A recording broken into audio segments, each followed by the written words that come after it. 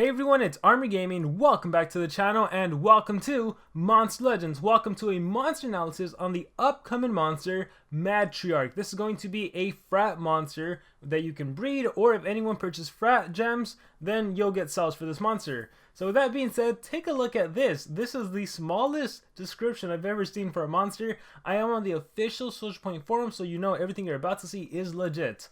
What makes this alien bug extremely dangerous is her innate need to control every being around her by transforming them into babies, more specifically into her babies. If you ever get close to Matriarch, please refrain from looking directly at the light of her shiny womb. She'll use it to distract and absorb you into it. Let me just tell you, I already saw this monster in the sneak peek. If everything is exactly how it was, this is going to be one of my favorite monsters, and I've been saying these Season 6 monsters are truly something else. They are like out of this level compared to some of the other ones we've seen.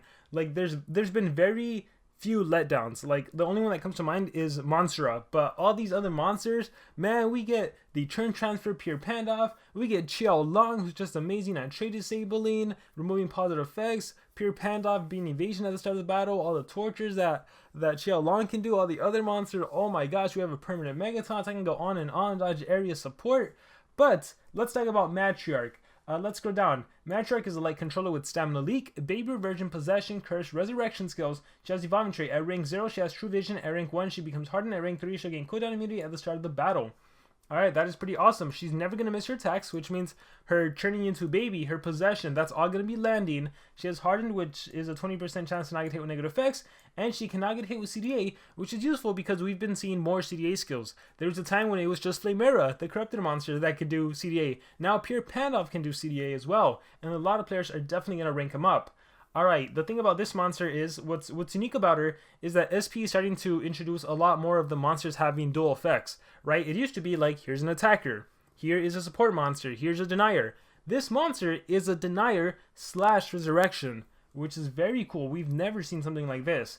Alright, let's talk stats. This monster has a life stat of 89,274, which is slightly below average. It's tied with, like, I'll name some monsters that it's tied with. Xiao Long, Raijin, Royal Magas, Kage, Crolectric, Cloxuko, Sir, Volgar. There's quite a few others, but that's just to name a few. It's actually tied with Equalaria, the other only corrupted resurrection monster. We have a power stat of 7920. This is the lowest in the game, or tied with the lowest in the game, along with Wangzhou, Cat Heron, Leaflin, Pandakin, Igoribuki, Jakunahai, Fei, and Masterat. Not that it matters, this monster is not there to attack. If anything, you can deal damage with your curse stat. And as for the speed stat, we have 6534, which is a great speed stat. This is the 12th fastest monster in the game. In order, the only monsters faster than her are Xiao Long, Ingwe, Monstera, Frozzynots, Algata, Matstony, Raijin, Waldorf, Skelectron, Boom Shakalaka, and Pure Pandoff. And you know what? Skelectron, he's also a resurrection monster if I'm not mistaken, so this is the third resurrection monster. So, with that being said, she's incredibly fast. As you can see, those monsters I mentioned, Pure Pandoff, he's the one that has CDA Denier. Waldorf has some deny skills as well. Frozzynots, I don't remember if he denies or not. Monstera, I think might be a denier. Again, I don't know what that monster even does. I think it's a denier, but just not to the level of some of the other monsters. So as you can see, it's a pretty fast denier, but also a resurrection monster. So Skelectron is faster, but Skelectron isn't doing any deny. So that's what I'm really liking about this monster. Scrolling down, we already talked about the trait. Again, True Vision to start things off. She's not missing. Status Caster cooldown protection for herself. Mask and Trap Relic. So Trap, Nabulines Trap, Wormholes Trap, drain enemy stamina. The Mask, Eotron's Mask, Jastar's Mask if you need to recover stamina. And her basic attack. So this is where it's going to get good. So 0 damage, 0 cooldown. Keep in mind, this will also not trigger your talent. Super useful in case you have a talent you don't want to trigger right away. The ones that have to deal damage. Transforms one enemy into a baby. 0 damage, 0 cooldown. The way I've used this in the past, specifically with Cloxuko, is I would target a Megaton monster, transform that Megaton monster into a baby, and now that they're a baby, I'm free to attack the other allies. This is super useful for the free-to-play community. If you don't have Dispelling Fist, typically you can run any monster going first with Dispelling Fist, Cleansing Megatons, and then you're free to attack whoever you want. But this is even better because you can turn into a baby. They are still going to have Megatons, so you're going to have to deal with that eventually. But then maybe you have another monster that can attack and finish off the enemy main attacker. So this can be pretty good. And again, it doesn't trigger your talent, especially if you don't want it to be triggered right away. Or maybe you are running Dispelling Fist, and then You turn everyone to a baby. Maybe you're fast enough that you go before the enemy Megaton again, and then you can blast everyone with some sort of AoE and actually trigger your talent. And the other benefit of turning a monster into a baby as opposed to getting rid of the Megatons is in those situations where you're facing like a crowd crawler, for example, that also has taunts, right? If he has taunts Megatons, even if you Dispelling Fist away the Megaton, you still have to draw your single target attacks towards him. So that's something to keep in mind. Let's see what else we have. Universe Invasion deals very low light damage, applies Curse, 10 damage, 0 cooldown, Curse. So one of the easiest things I can see for the free-to-play community using this monster is running this monster with the Burning Hands. Super easy talent to get. It doesn't matter what level you are, right? You're dealing percentage damage with the burning once it lands on the enemy. So now the enemy will have Curse and Burning, which is just incredible. You can deal some serious damage with that. Moving on, we have, oh, by the way, for those of you that don't know, Curse will take away 10% of HP and stamina for the next turn, and then that doubles to 20%, and then that doubles to 40%. So over the course of 3 turns, the enemy is losing 70% of their HP and their stamina. Wait, did I do that math right? It's 10 and 20, that's 30 and 40. Yeah, it's 70%, and not to mention this monster has some denial. So maybe you run this monster with a pure Pandoff, you go Universe Invasion, and then the next time you like you possess the enemy, and then they attack themselves as well, and they're pretty much done for. Weak Mind deals very heavy dark damage to an enemy, applies possession to an enemy.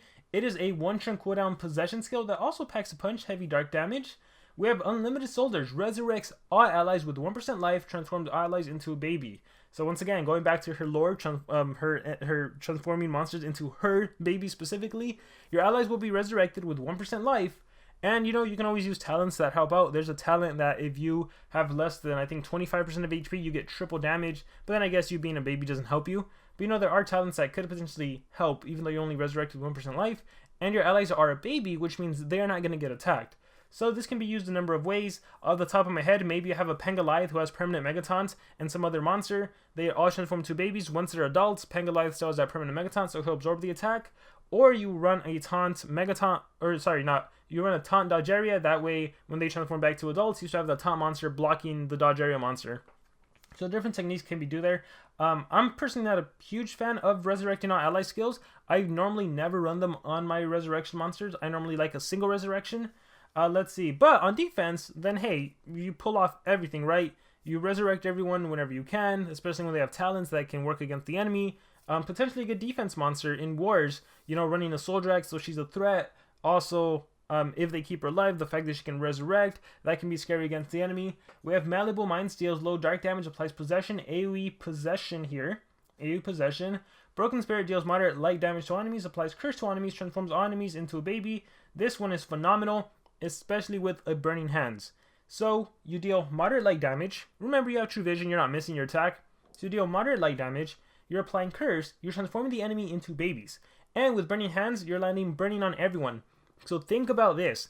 The enemies take some damage. It's very weak. You have the lowest power in the game. So they take some damage. They get hit with curse, and they're babies, and they're burned. So on the first turn of them being a baby, they lose 10% from the curse and 15% from the burning. On the next turn when they transform to adults, they lose 20% from the curse and 15% from the burning. That's already what? 15 is 30, and 10 and the other 20, that's another 30. That's 60% in 2 turns while they were babies. That is crazy. You have a Pierce monster, a Spec, and you can deal some damage, a Stalk, and you can deal some damage. And that's if I'm correct on the burning. I'm pretty sure it's 15%. I don't think it's 10. But yeah, again, Burning Hands, really good. Really good. You could maybe run a Chiao Long going first to do the positive effect removal, trait disable. That way you make sure it lands in case they have like a hard, not a hard and a bulwark or something. But again, you do have true vision, which helps you out. Born to Fight, or maybe they're immune to torture. Born to Fight resurrects one ally with 50% life and applies life regen to it. Transforms one ally into a baby. This, I think, is really good. So you bring back a monster with 50% life, but you also give it life regen. And for 1 turn, it's a baby. So for 1 turn, it can't be targeted. And in that 1 turn, while it's a baby, it'll recover life. And then when it gets its main turn, it'll recover life again. So pretty good resurrection skill. I think this could be super helpful for winning wars, especially because there are some wars where you take on opponents where they just have high level monsters and the talents do all the work. You know, you kill the main attacker, but it had a Soldrack, you lost your monster. Hey, this monster can resurrect your attacker, bring it back, it'll come back with 50% life, but then life regen kicks in, and then life regen kicks in again, and you're good to go, and you're able to secure 3 coins. So this can be super, super useful in my opinion. Again, you have Pangoliath now in the game, you resurrect him. Once he is back to an adult, he can absorb all the enemy attacks. So I love this skill. 3 turn cooldown, but definitely super useful. And then we have Broken Will, deals heavy light damage to an enemy, applies stamina leak to an enemy, transforms one enemy into a baby for 2 turns. How crazy is that? We have a Mega Baby! The enemy will be transformed into a baby for 2 turns. They also get a stamina leak, which I think drains 15% of stamina. So once again, you have Curse as well. So with Curse and Stamina Leak, you can essentially drain them to 0. And going back to this monster, and the fact that you transform your allies into a baby, it doesn't really matter. You do Born to Fight, you resurrect your attacker, right? And then you Broken Will the enemy, they're babies for 2 turns, so that gives you some chance to resurrect, that gives you some chance to set up. So again, I really like this monster.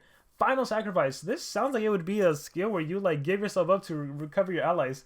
Deals heavy light damage to all enemies, disables traits on all enemies, applies Curse and Mega Possession, phenomenal ultimate. Again, overall, great monster. I really like this monster.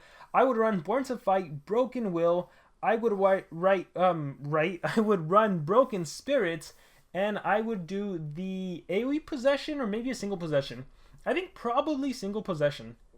Yeah, I think I'd go Broken Will, Born to Fight, Broken Spirits, and Weak Mind. I don't think I need an AoE possession skill.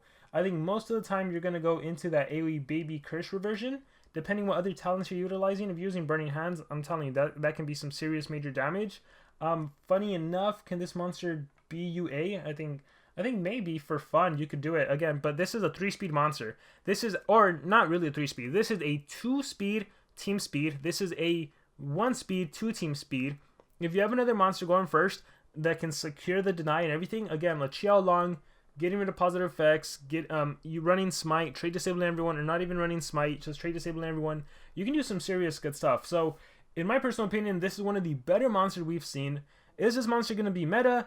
I don't think so, but I could be wrong. It is a resurrection monster that offers a lot more versatility than other monsters. This is definitely going to be, for me, a top war monster, someone that you want to make sure you have, because the fact that she can resurrect, that is the danger in itself, and the fact that she can deny. So you don't know, is she going to turn you into a baby? Is she going to turn you into a baby for 2 turns? Is she going to possess you?